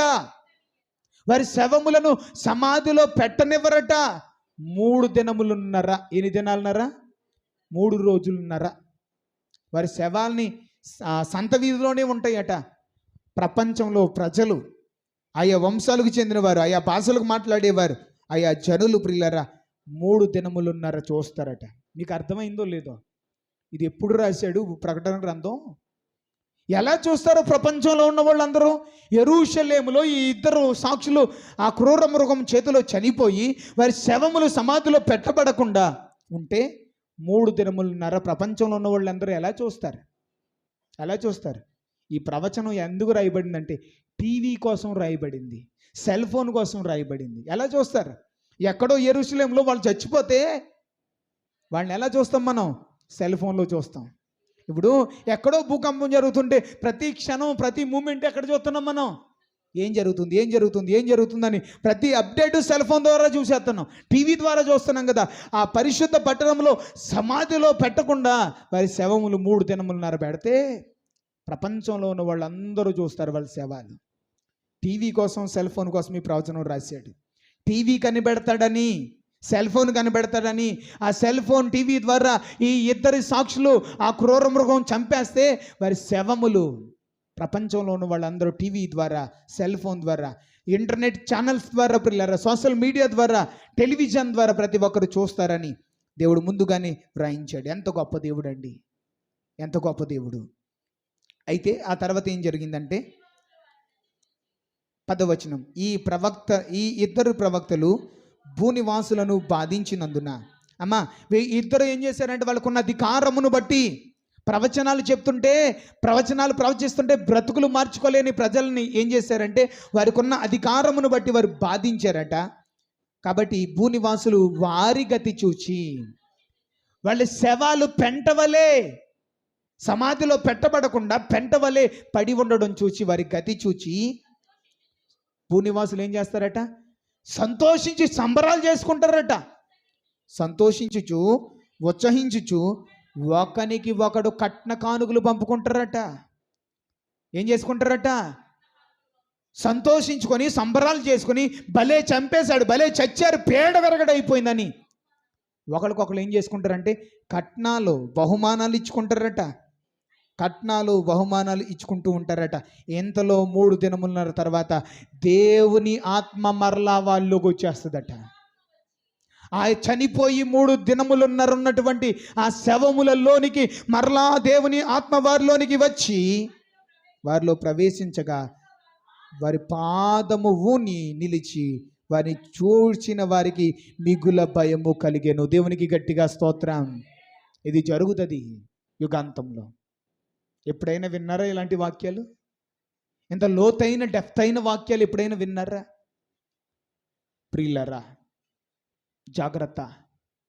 దేవుడి మాట చెప్పాడు కాబట్టి అనేకమైన అబద్ధ ప్రవక్తలు, గొర్రె చర్మము కప్పుకున్న తోడేళ్ళు, నేనే ఏలియాను, నేనే మోషేను అని చెప్పుకుని వచ్చే ప్రమాదం ఉంది.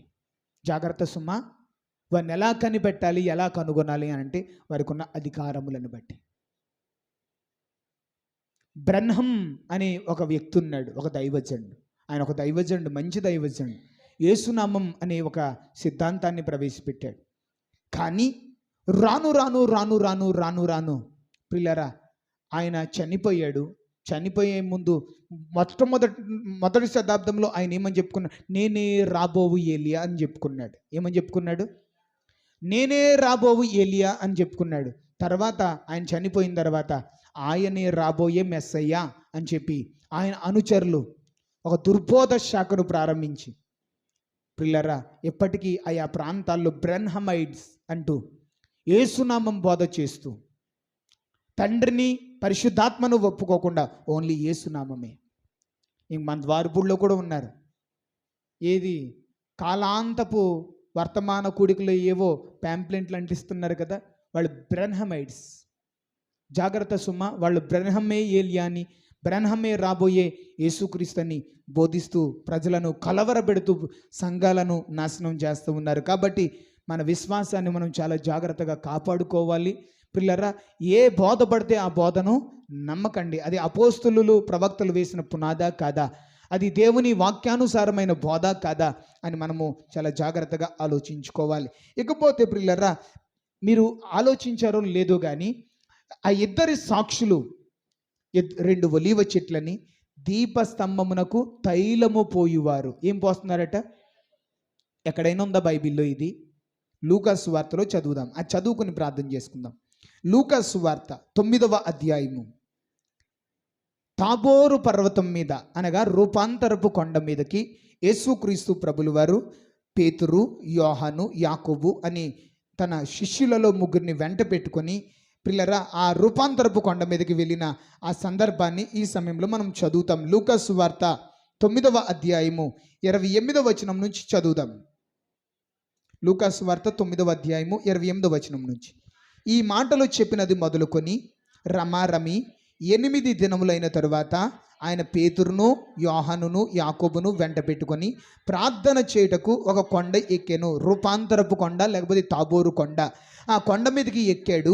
ఆయన ప్రార్థన చేయుచుండగా ఆయన ముఖ రూపము మారిను. అమ్మ, యేసుక్రీస్తు ప్రభులు వారు శిష్యులను వెంట పెట్టుకొని రూపాంతరపు కొండ మీదకి, తాబోరు కొండ మీదకి వెళ్ళి ఆయన ప్రార్థన చేస్తుంటేనట ఆ శిష్యులు చూస్తూ ఉన్నారు. ఆయన ప్రార్థన చేస్తున్నాడు. ఆయన ప్రార్థన చేస్తూ ఉండగా ఆయన ముఖ రూపము మారిపోయింది. ఏం మారిపోయిందట చెప్పాలి?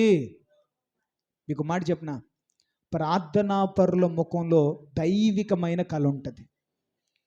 మీకు మాట చెప్తాను, అందం అనేది కలర్ని బట్టి ఉండదు. ఒకవేళ నీకు పెద్దగా కలర్ లేకపోయినా కానీ నువ్వు ఆత్మ సంబంధమైన వ్యక్తివైతే, వాక్యం చదువుతూ లేకపోతే ప్రార్థనలో గంటలు గంటలు గడిపే అనుభవం నీకుంటే కనుక ఒక దైవికమైనటువంటి ప్రకాశవంతమైన కళ నీ ముఖంలో ఉంటుంది. ఆ కళ బ్యూటీ పార్లర్లకి వెళ్ళి ఫెయిర్ అండ్ లవ్లీలు ఈ లోక సంబంధమైన వాటిని రాసుకోవడం వల్ల, పూసుకోవడం వల్ల వచ్చేది కాదు.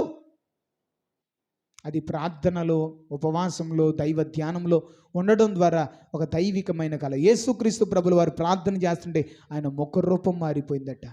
మోకాళ్ళు నల్లబడితే ముఖం తెల్లబడుతుంది అన్నాడు ఒక భక్తుడు. రెండవదిగా ఆయన వస్త్రము తెల్లనివై దగదగా మెరిసెను. ఆయన వస్త్రాలు ఏమైపోతున్నాయట? తెల్లనివై దగదగా మెరిసిపోతున్నాయట. మరియు ఇద్దరు, ఎంతమంది? అందరూ చెప్పాలి, ఎంతమంది? ఇందాక జకరియా గ్రంథంలో చదివాం, ఎంతమంది? ఇద్దరు. ప్రకటన గ్రంథంలో చదివాం, ఇద్దరు. మరియు ఇద్దరు, చూడండి, మరియు ఇద్దరు పురుషులు. మళ్ళీ స్త్రీలు అనుకుంటామని క్లియర్గా రాశాడు. మరియు ఇద్దరు పురుషులు ఆయనతో మాట్లాడుచుండిరి. ఎవరితో? ప్రార్థన చేస్తూ రూపాంతరము చెందినటువంటి యేసు క్రీస్తు ప్రభుల వారితో ఇద్దరు పురుషులు వచ్చి మాట్లాడుతున్నారు. ఆ పురుషులు ఎవరంటే మోషే, ఏలియా. ఎవరు? మోషే, ఏలియా. ఆ దీపస్తంభం ప్రభు అయిన యేసుక్రీస్తు. ఆ దీపస్తంభమునకు తైలము పోసే 2 ఒలీవ చెట్లు, దేవుని ఇద్దరు సాక్షులు మోషే, ఏలియా. చూడండి, మోషే, ఏలియాలు అనువారు వారు మహిమతో అగుపడి ఎలా కనబడ్డారట? శరీరముతో కాదు, మహిమ శరీరముతో, మహిమతో అగుపడి ఆయన యెరూషలేములో నెరవేర్చబోవు నిర్గమమును గూర్చి. దేని గూర్చి? యెరూషలేములో ప్రపంచ ప్రజల యొక్క పాప పరిహారము కొరకు ఆయన జరిగించబోతున్నటువంటి సిలువ బలియాగము కొరకు, సిలువ ప్రియులర బలియాగము కొరకు, లేకపోతే సిలువలో ఆయన రక్తము కార్చి ప్రాణం పెట్టబోతున్న ఆ నిర్గమమును గూర్చి ఆ మోషే, ఏలియాలు వచ్చి ఆయనతో మాట్లాడి ఆయనను బలపరుస్తున్నారట. ఆయనతో మాట్లాడి ఆయనను తైలం పోయడం అంటే ఆయనతో మాట్లాడి ఆయనను బలపరుస్తున్నారు. ఇది ఎవరు చూశారంటే పేతురు చూశాడు. ఎవరు చూశారు? ఆ ముగ్గురిని వెంట పెట్టుకుని తీసుకెళ్ళాడు కదా, అందులో పేతురు చూసి, ప్రభువా మనం ఇక్కడ ఉండడం మంచిదో కాదో ఆయనకు తెలీదా? యేసు ప్రభువుకే సలహాలు ఇచ్చే అంత గొప్ప స్థాయికి ఎదిగిపోయాడు ఈయన. కొన్నిసార్లు విశ్వాసుల్లో కూడా ఇలాంటి వాళ్ళు ఉంటారు. దైవజనుడు పాస్టర్ గారు ఏదైనా చెప్తే, పాస్టర్ గారు ఇలా కాదండి, ఇలా చేస్తే బాగుంటుందండి. దైవజనుడు ఏదైనా చేస్తే అది ప్రార్థన చేసి దేవుని సందులో కనిపెట్టి అది దేవుని చిత్తమా కాదా అని దేవుని దగ్గర అడిగి చేస్తాడు. ఒకవేళ మీరు చెప్పొచ్చు, దేవుని దగ్గర కనిపెట్టి ప్రార్థన చేసి దేవుడు చెప్తే చేయొచ్చు. పిల్లరా, దేవునికే సలహాలు ఇస్తున్నాడు పేతురు. ప్రభువా మనం ఇక్కడ ఉండడం మంచిది. మోషేకు ఒకటియు, ఏలియాకు ఒకటియు, నీకొకటి 3 పర్ణశాలలు కట్టి ఇక్కడ పర్ణశాలల పండగలు పెట్టేస్తాను. ఏం పెట్టేస్తాడట? పర్ణశాలల పండగలు పెట్టేస్తానంటున్నాడు. అలా మాట్లాడుతుంటే యేసు ప్రభు అలా మౌనంగానే ఉన్నాడు. కానీ పైనుంచి ఒక మేఘం వచ్చింది. ఒక మేఘం వచ్చి వాడిని కమ్ముకుంది. అక్కడ ఆ మేఘంలో నుండి ఒక స్వరం, ఈయన నా ప్రియ కుమారుడు, ఈయన మాట విని ఈయనకు లోబడి ఉండుడి అనే ఒక శబ్దము వారికి వినబడింది. దేవునికి స్తోత్రం చెప్దామా? ఈయన నా ప్రియ కుమారుడు, ఈయన మాట విని ఈయనకి లోబడి ఉండుడి. నా ప్రియులారా, మీకు అర్థమైపోయిందో నాకు తెలియదు, కానీ అర్థమైపోయిందా? జకరియా ప్రవక్త చూసిన దర్శనం, ఆ ఇద్దరూ ఎవరో జకరియాకు కూడా తెలియదు. ఏమని చెప్పాడు జకరియాకు ఆ దూత అంటే, వీరు సర్వలోకనాథుడైన యెహోవా యొద్ద నిలుచుచు తైలము పోయివారై ఉన్నారు అని రాశాడు. అంతేగాని వారి పేర్లు, వారి వివరాలు అక్కడ చెప్పలా. ప్రకటన గ్రంథంలో 11వ అధ్యాయంలో యోహాను భక్తునికి దేవుడు ఈ మర్మాన్ని బయలుపరిచాడు. కానీ వారి పేర్లు అక్కడ వ్రాయబడకపోయినా కానీ దేవుడు వారికి ఇచ్చిన అధికారమును బట్టి, దేన్ని బట్టి? చాలామంది వాక్యాన్ని బోధిస్తారు, చాలామంది వాక్యాన్ని వింటారు, చాలాసార్లు మీరు చదివి వినుంటారు. కానీ వాళ్ళకున్న అధికారమును బట్టి ఆ ఇద్దరు సాక్షులు మోషే, ఏలియా అని ఇంతవరకు మీకు కూడా తెలిసి ఉండకపోవచ్చేమో. ఈరోజు దేవుడు ఆ మర్మాన్ని, తరములలో యుగములలో మరుగు చేయబడినటువంటి ఆ పరలోక రాజ్య మర్మాన్ని, యుగాంతములో ఆ ఇద్దరు సాక్షులు భూమి మీదకి వస్తారని, వారు గోనె పట్ట కట్టుకొని దేవుని రాకడకు ముందు 1260 దినాలు ప్రవచిస్తారని, వారు ప్రవచించినప్పుడు ఎవడైనా వారికి హాని చెయ్యడానికి ప్రయత్నిస్తే గనుక నోటి నుండి అగ్ని బయలువెడిలి వారిని దహిస్తుందని, వారు ప్రవచించు దినములన్నీ వర్షము కురవకుండా ఆకాశాన్ని మూసే అధికారం ఉందని, అతడు ఏలియా అని, ఆ ఇద్దరు సాక్షులలో ఒకడు ఏలియా అని, రెండవదిగా ప్రియులారా నీళ్లను రక్తముగా మార్చుటకు, నానా విధమైన తెగులతో భూజనులను బాధించుటకు అధికారం ఉందని, ఆ అధికారమును బట్టి రెండవ సాక్షి మోషే అని మనం నేర్చుకున్నాం. కాబట్టి నా ప్రియులారా, ఇంత లోతైన వర్తమానం విన్న తర్వాత దేవుని రాకడ బహు సమీపంగా ఉంది. దేవుని రాకడలో దేవుడు తన ఇద్దరు సాక్షులను మరలా ఈ భూమి మీదకి పంపించబోతున్నాడు. నా ప్రియులారా, ప్రపంచంలో ఎక్కడ చూసినా యుద్ధాలు, కరువులు, భూకంపాలు, జనం మీదకి జనం, రాజ్యం మీదకి రాజ్యం. ప్రియులారా, ఒక ఇంట్లో వాళ్ళే ఒకరికి వ్యతిరేకమైపోయి శత్రువులు అయిపోతారని యేసు ప్రభు చెప్పిన రాకడ సూచనలు, సంభవాలు జరగడం ప్రపంచంలో కనులారా చూస్తూ చెవులారా వింటున్న మనం, ప్రభువా నన్ను క్షమించు, ఇంతవరకు టైంపాస్ చేసేసానయ్యా, ఇంతవరకు నైనా ఏదో వృధా కాలయాపన చేసేసి ఏదో పైకి భక్తుడిగా, ఒక పైకి క్రైస్తవుడిగా, నామకార్థ క్రైస్తవుడిగా, వేషధారణ క్రైస్తవుడిగా, ఆచార క్రైస్తవుడిగా బ్రతికేసానయ్యా, నన్ను క్షమించు అంటూ దేవుని సన్నిధిలో మనలను మనం సరి చేసుకుంటూ, మన పాపములు దేవుని సన్నిధిలో ఒప్పుకుంటూ దేవుని రాకడ కొరకు సిద్ధపడదాం.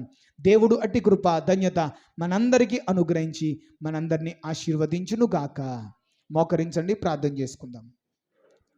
నీకేమైనా అర్థమైందా నా ప్రియమైన సహోదరుడా, సహోదరి? నీకేమైనా అర్థమైందా?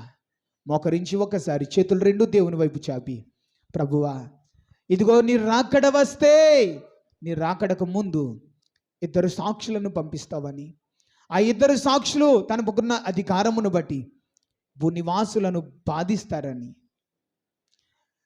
వారు 1260 దినాలు ఇలా చేసిన తర్వాత అగాధములో నుండి క్రూర మృగము అనగా అబద్ధ క్రీస్తు వారితో యుద్ధము చేసి వారిని చంపేస్తాడని, ఇవన్నీ మేము విన్నాం.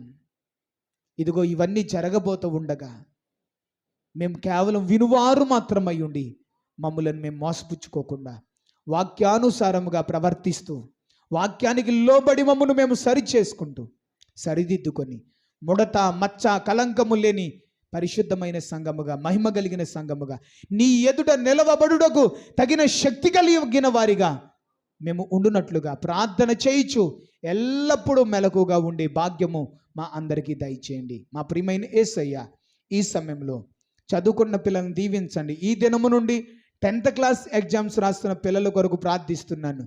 Intermediate first year, second year exams రాయడానికి పిల్లలు సిద్ధపడుతున్నారు, వారి కొరకు ప్రార్థిస్తూ ఉన్నాను. నిశ్చయముగా వారి చదువులో, వారు రాస్తున్న ఎగ్జామ్స్లో ఘనమైన విజయము అనుగ్రహించబడును గాక. చదువుకుంటున్న బిడ్డలను దీవించండి. ఎంతెంతో గొప్ప గొప్ప చదువులు చదువుకొని సరైన ఉద్యోగం లేక నిరుద్యోగులుగా ఉన్నవారి కొరకు ప్రార్థిస్తున్నాను. నిశ్చయముగా నీ బిడ్డలకి శ్రేష్టమైన ఉద్యోగములు అనుగ్రహించబడును గాక.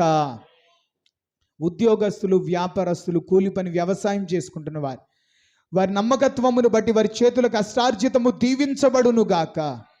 బలహీనంగా ఉన్నవారు, అనారోగ్యాలతో, రోగాలతో, తెగులతో పీడించబడుతున్న వారు బలహీనంగా ఉన్న స్థలంలో మీ కుడి చేతిని పెట్టుకొని ఎడం చేతిని దేవుని వైపు చాపండి. జోం కలిగిన తండ్రి, ఈ సమయంలో నీ బిడ్డల శరీరంలో పట్టి పీడిస్తున్న ప్రతి విధమైన దీర్ఘకాలిక వ్యాధి, రోగము నుండి సంపూర్ణ స్వస్థత కలుగును గాక. Be healed in the name of Jesus. మా ప్రియమైన యేసయ్య, అప్పుల సమస్యలతో వేధించబడుతూ బాధించబడుతున్న వారికి అప్పులు తీర్చుకోవడానికి ద్వారము తెరవబడును గాక. అప్పుల కాడి విరిగిపోవును గాక. వివాహాలు కాలేని వారికి పరిశుద్ధ వివాహాల పట్ల అద్భుతం జరుగును గాక. సంతానము లేని ముయ్యబడిన ప్రతి గర్భం తెరవబడును గాక. గర్భిణీ స్త్రీలకు సుఖవంతమైన ప్రసవం అనుగ్రహించబడును గాక. ఇంకా మా కుటుంబాల్లో రక్షణ పొందకుండా, బాప్తిస్మం పొందకుండా, మారు మనసు లేకుండా జీవిస్తున్న వారికి మారు మనసు, రక్షణ కలుగును గాక. రక్షణ పొంది నీకు దూరం అయిపోతున్న వారిని నీ సన్నిధిలో నిలబెట్టండి. రక్షణానందం వారికి కలిగించండి. ఇంకా మా సంఘంలో కొంతమందికి సొంత గృహాలు లేవు, స్థలముని నిర్మించుకోవడానికి స్తోమత లేదు. సొంతింటి కల యేసు నామములో నెరవేర్చబడును గాక. మా ప్రియమైన తండ్రి, మా సంఘంలో ప్రార్థనా పరులను లేవనెత్తండి, విశ్వాస వీరులను లేవనెత్తండి, సమర్పణ కలిగిన వారిని లేవనెత్తండి. మా సంఘంలో ప్రతి బిడ్డను ఆత్మపూర్ణుడిగా మార్చమని ప్రార్థిస్తున్నాను. ఆత్మలో వర్ధిల్లుతూ అన్ని విషయాల్లో వర్ధిల్లడానికి కృప చూపండి. సంఘంలో ప్రవక్తలను లేవనెత్తండి, భాషలు మాట్లాడేవారిని లేవనెత్తండి, పరిచర్య చేసేవారిని లేవనెత్తండి, దైవజనులకు సహకారులుగా ఉండేవారిని లేవనెత్తండి, సువార్త ప్రకటించేవారిని లేవనెత్తండి. ఇదిగో తాపేశ్వరు గ్రామాన్ని, గ్రామ ప్రజలను రక్షించండి ప్రభువా. ఇక్కడ ఉన్న సంఘాన్ని, సంఘ బిడ్డలను దీవించండి ప్రభువా. పేకిటి పక్కల సంఘాన్ని, సంఘ బిడ్డలను, వారి కుటుంబాలను దీవించండి. మండపేట న్యూ కాలనీ సంఘాన్ని, సంఘ బిడ్డలను, వారి కుటుంబాలను దీవించండి. గొల్లపంత సంఘాన్ని, సంఘ బిడ్డలను, వారి కుటుంబాలను దీవించండి ప్రభువా. మా సంఘాల పట్ల నీవు ఏదైతే దర్శనం ఇచ్చావో దర్శనము విశాలపరచబడునుగాక. సంఘము పట్ల మా పట్ల దర్శనము, నీ సంకల్పము, నీ చిత్తము యేసునామములో విశాలపరచబడునుగాక. ద్వారములు తెరవబడునుగాక. మాకు, మా సంఘానికి, సంఘ పరిచర్యలకు వ్యతిరేకముగా పనిచేసే సకలంధకార దురాత్మ శక్తుల క్రియలన్నీ యేసు నామములో బంధిస్తున్నాను. అపవాది క్రియలు అగ్ని చేత కాల్చివేసి నీ చిత్తము సంపూర్ణంగా నెరవేర్చి ప్రభువు నందు మా ప్రయాస వ్యర్థము కాకుండా ఈ 40 దినాల శక్తివంతమైన ప్రార్థనలో మానకుండా తప్పకుండా నిష్ఠ కలిగి, శ్రద్ధ కలిగి పాలు పొందుతున్న సంఘ బిడ్డలను, ఆయా ప్రాంతాల్లో లైవ్ ద్వారా ఈ ప్రార్థనలో పాలు పొందుతున్న ప్రతి బిడ్డను, వారి కుటుంబాలను దీవించి బలమైన గొప్ప కార్యాలు జరిగించి నీ సన్నిధిలో సాక్షులుగా నిలబెట్టమని యేసయ్య నామములో అడిగి వేడుకొనుచున్నాం తండ్రి.